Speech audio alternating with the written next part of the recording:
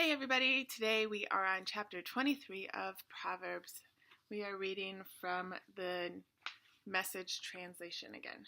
We are going to continue with the 30 sterling reasonings that Solomon started in chapter 22.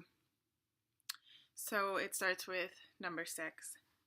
When you go out to dinner with an influential person, mind your manners. Don't gobble your food, don't talk with your mouth full, and don't stuff yourself. Bridle your appetite. Don't wear yourself out trying to get rich. Restrain yourself. Riches disappear in the blink of an eye. Wealth sprouts wings and flies off into the wild blue yonder. Don't accept a meal from a tightwad. Don't expect anything special. He'll be as stingy with you as he is with himself. He'll say, eat, drink, but won't mean a word of it. His miserly serving will turn your stomach when you realize the meal's a sham. Don't bother talking sense to fools. They'll only poke fun at your words. Don't stealthily move back the boundary lines or cheat orphans out of their property, for they have a powerful advocate who will go to bat for them. Give yourselves to disciplined instruction. Open your ears to tested knowledge. Don't be afraid to correct your young ones. A spanking won't kill them. A good spanking, in fact, might save them from something worse than death. Dear child, if you become wise, I'll be one happy parent. My heart will dance and sing to the tuneful truth you'll speak.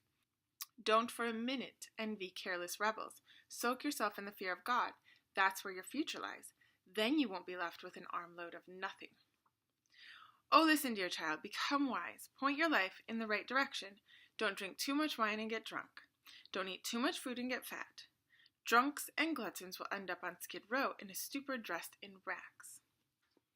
Listen with respect to the father who raised you, and when your mother grows old, don't neglect her. Buy truth. Don't sell it for love or money. Buy wisdom, buy education, buy insight. Parents rejoice when their children turn out well. Wise children become proud parents. So make your father happy. Make your mother proud. Dear child, I want your full attention. Please do what I show you. A whore is a bottomless pit. A loose woman can get you in deep trouble fast. She'll take you for all you've got. She's worse than a pack of thieves. Who are the people who are always crying the blues? Who do you know who reeks of self-pity? Who keeps getting beat up for no reason at all? Whose eyes are bleary and bloodshot? If those who spend the night with a bottle for whom drinking is a serious business. Don't judge wine by its label or its bouquet or its full-bodied flavor. Judge it rather by the hangover it leaves you with, the splitting headache, the queasy stomach. Do you really prefer seeing double with your speech all slurred, reeling and seasick, drunk as a sailor? They hit me, you'll say, but it didn't hurt. They beat on me, but I didn't feel a thing. When I'm sober enough to manage it, bring me another drink. So he goes through the more of his 30 insights that he wanted to lay out. The first part of it is giving advice, especially to people, I think young people who have not started their careers yet, that when you go to dinner with an influential person, you mind your manners.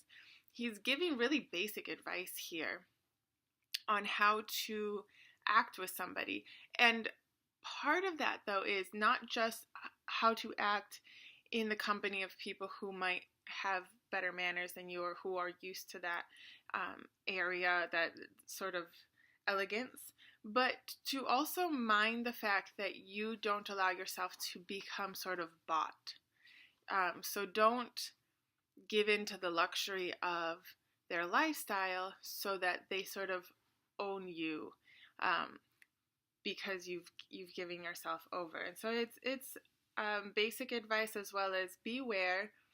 You know, there's always the idea that this person could want a little bit more from you than just being a mentor. So just be wise about it. Verse 9, I love. Don't bother talking sense to fools. They'll only poke fun at your words. Again, talking about don't waste your time so much with fools. And this I am taking to heart a lot for social media. It's just not worth it. It really,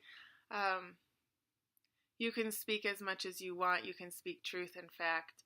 as much as you want. If somebody is being foolish, they're not going to listen to you, and you will waste a lot of your time. So I am taking it to heart on myself to be a little bit wiser in that.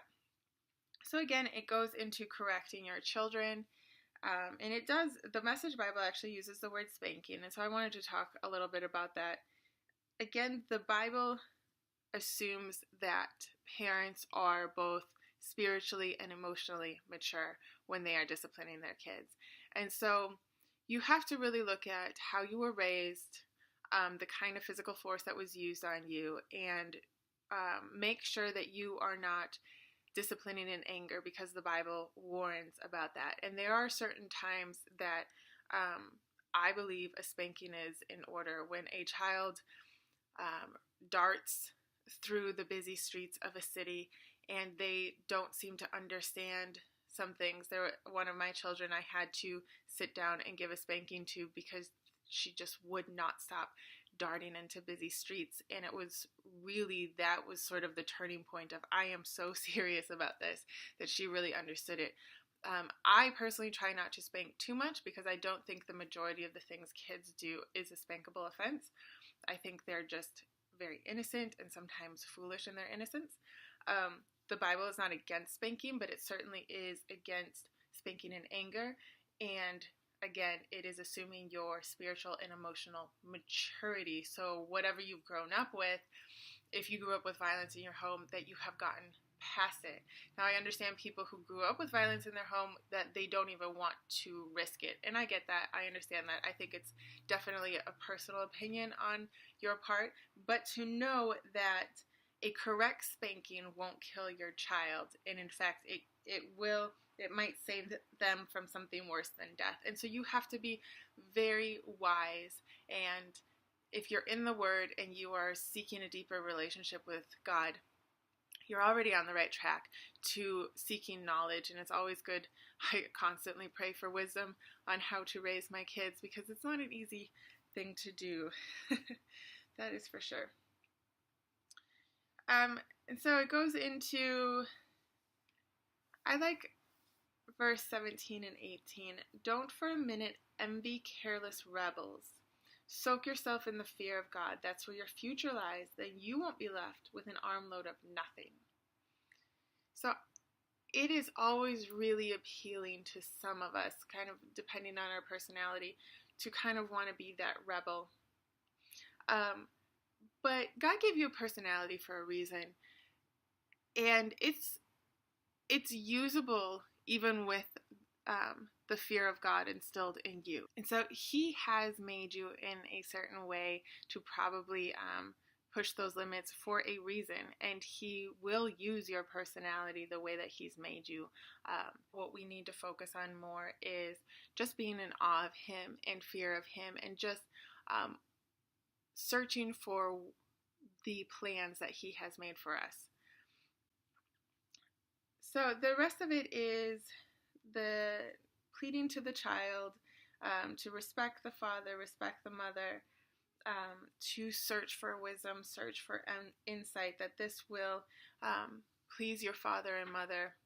And even if it doesn't please your father and mother here on earth for whatever reason, whatever spot that they are in life, that will please your heavenly Father, and it will bring you to a much better life. Verse 10 says, don't stealthily move back the boundary lines or cheat orphans out of their property, for they have a powerful advocate. An advocate is capitalized, meaning God, who will go to bat for them. So be very careful about cheating the poor or the orphans out of their money, their security, their future, because God is the one who will go to bat for them. And even if you are a child of God, if you are disobeying Him on that, I personally don't believe He has a problem with telling you, I'm advocating more for them, you have disobeyed me, because in the end He is our Father and He will discipline us in certain ways. Don't get me wrong, He doesn't curse you or put a sickness on you or anything like that, but if you in your business are cheating somebody out of what they rightly have, don't expect blessing or don't expect wisdom. You know, He is a just God, and if you are disobeying him by cheating orphans, the poor, the widows, if you're cheating, he's not going to let you get away with that. Let's put it like that. So that is chapter 23. So if you like this, please hit like. If you subscribe, hit the subscribe button and you'll be notified of other videos to come.